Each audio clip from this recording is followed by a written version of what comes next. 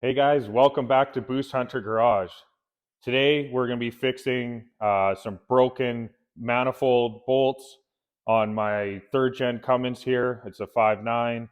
Uh, I know for sure that I got probably one or two that are broken, so we're going to obviously take them all out. And I picked up this kit from Fleece. They're upgraded studs. It's better hardware, stronger. It's a stud with a nut instead of your stock ones is just a bolt.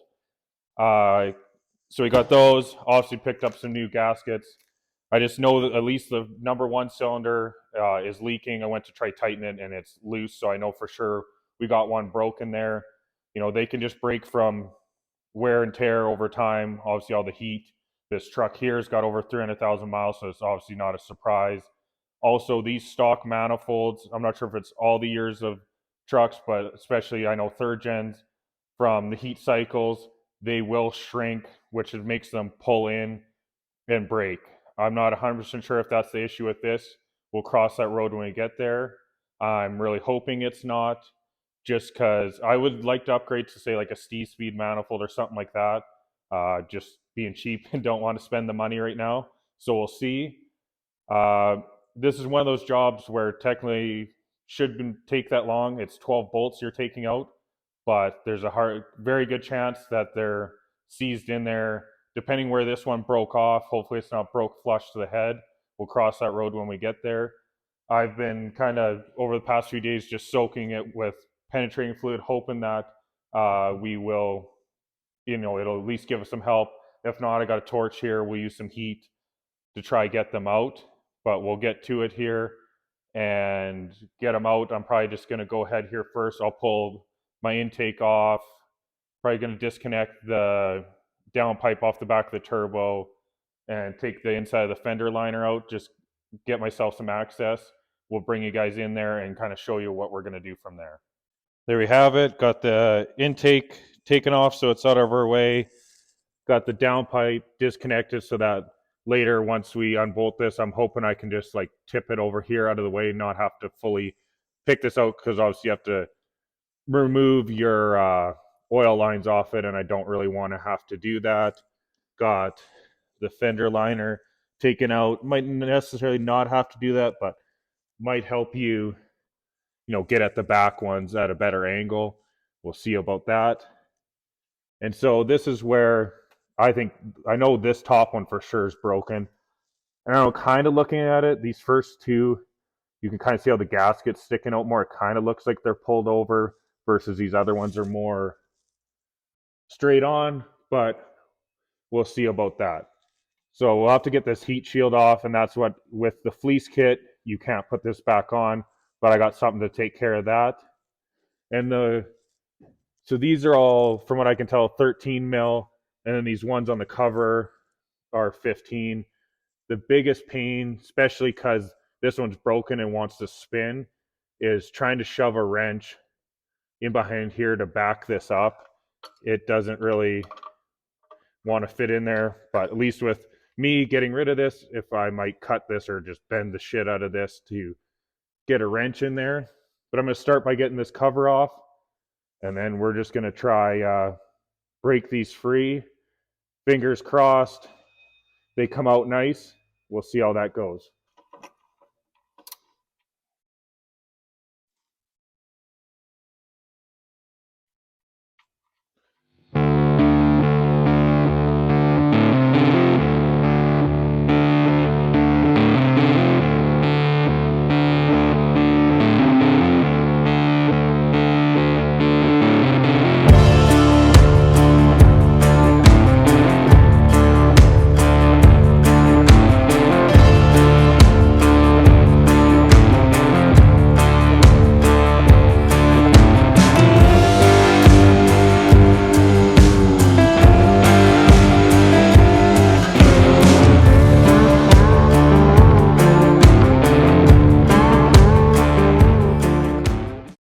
Well, I was wrong.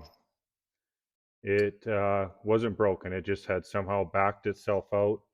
Looks like the threads are a little messed up from being backed out a little bit, but we're going to go ahead with the job anyways and take these all out. Hopefully we'll get lucky and this goes smooth.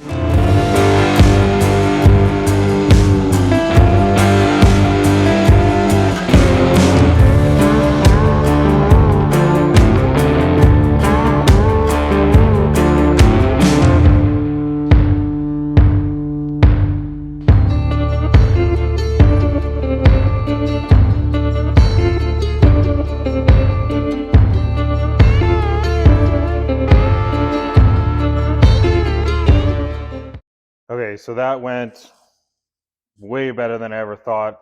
I've been dreading this job for a while. I thought for sure we had a broken one. I was imagining it being broken off right at the head, and I got very lucky. All of them came out very smooth. You can tell when they were installed, they had a good amount of anti-seize on it, so that definitely helped. I think putting the penetrating fluid on it helped a ton, and I was able to break them all free. So you can see they're all out, and I end up just using my engine hoist here just to take some of the weight of it so that it's not sitting all on the drain, that kind of stuff, and hopefully we'll be able to shift it over a bit here, but got very lucky. They all came out already. Some of the gaskets, when I lifted up on here and took the last one out, they have fallen out, but we will kind of push it over to the side and get it out of there. But I obviously had bad diagnosis on this. I thought for sure that one was broken. I mean, I'll take this. This is way better than it could have been, and luckily they all came out. I'm not going to say the same for anyone else. I've seen a ton of these where they're stuck in there, have to use a ton of heat, or they, like I said, they break off close to the face.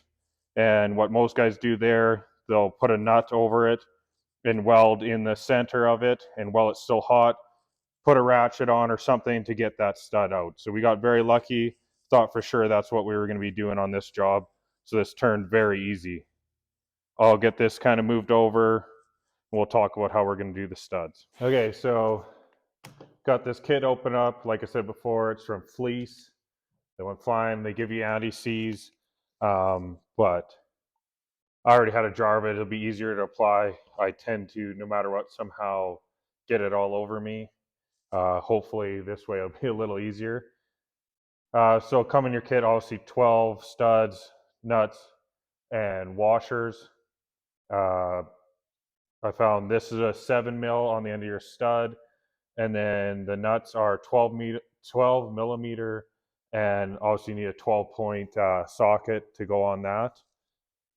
And so in Fleece's instructions, they say to just put a little bit of anti-seize, nothing too crazy, on the side that you're going to put into the block, or into head, sorry.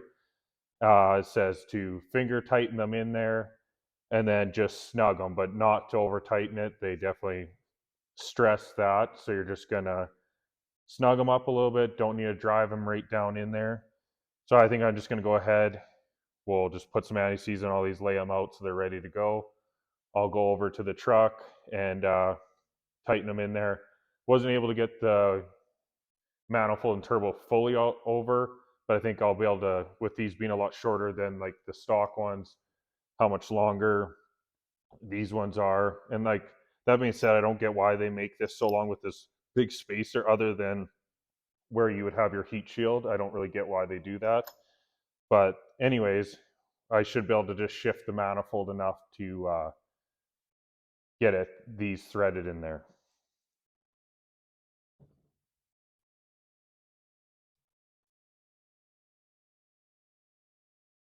Sure, everyone's seen that meme on any of the automotive pages where it shows a guy opening this up, and the next thing it looks like the Tin Man. I tend to end up like that. I get it everywhere.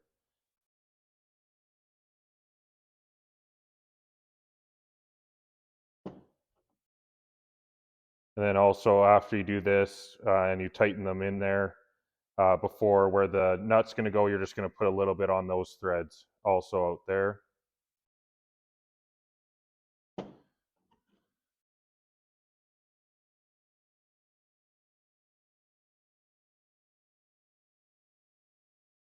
And then also, these are the gaskets I got for this. If you want to see the part number, that's it. I just had picked them up through Power Driven Diesel.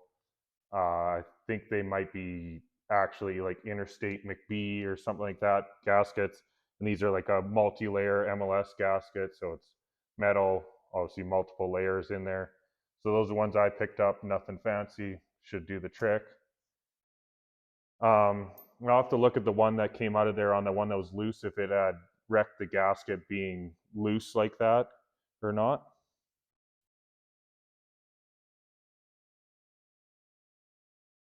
But I'll get the rest of these done. I won't bore you with this, and we'll get them in the truck.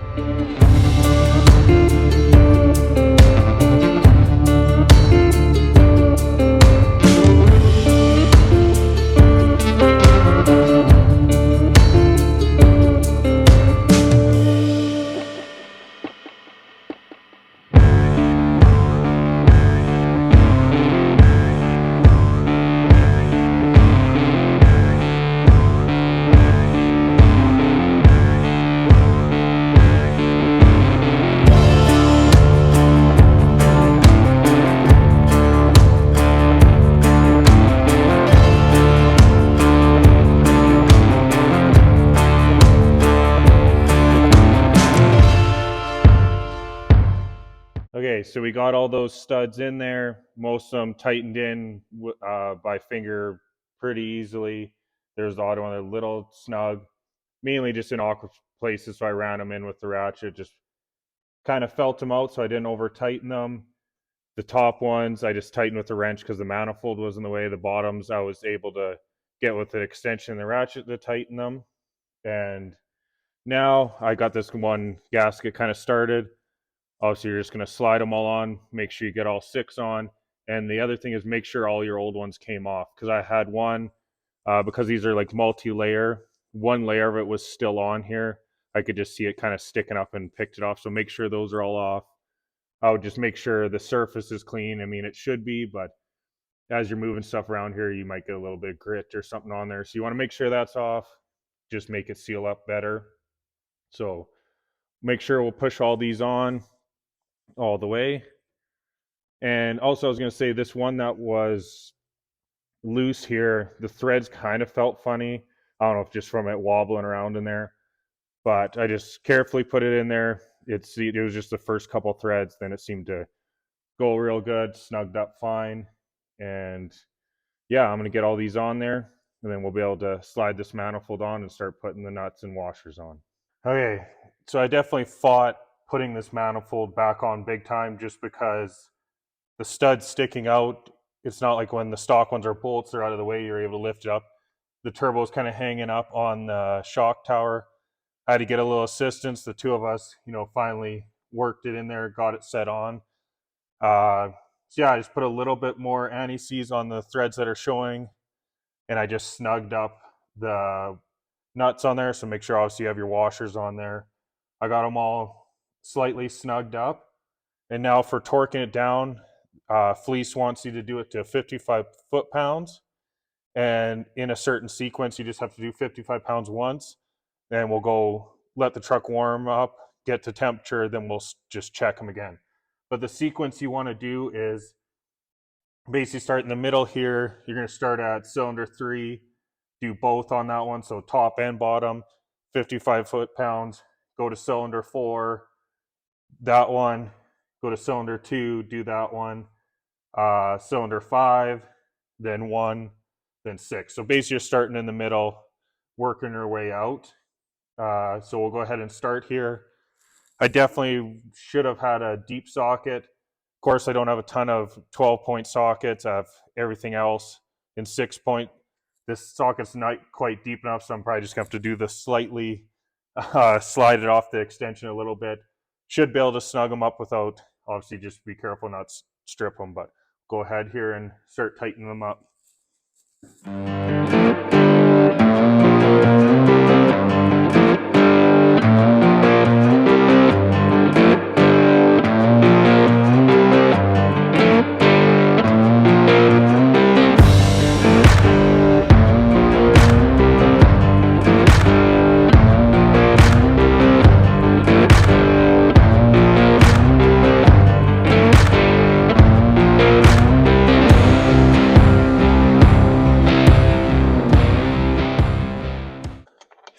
right, so there we have it. All of them torqued down.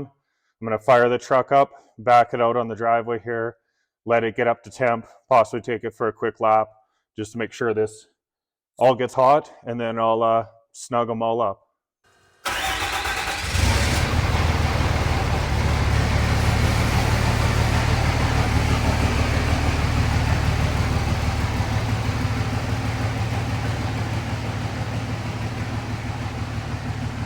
All right, guys, I got it up to temp here, let it sit on the driveway and took it for a lap, got it up to about 180. Coolant temp, came back, went over them again at that 55 foot-pounds. Each one of them snugged up a tiny bit. So they should be good to go. I'll probably check them again in a week after driving them. I got to do some more work. And like I said before, with taking that heat shield off, I got something to go in place of that. So our next video will have that and a few other things, so you have to come back and watch that. So I hope this was helpful for you. Please like and subscribe, and we'll see you on the next one.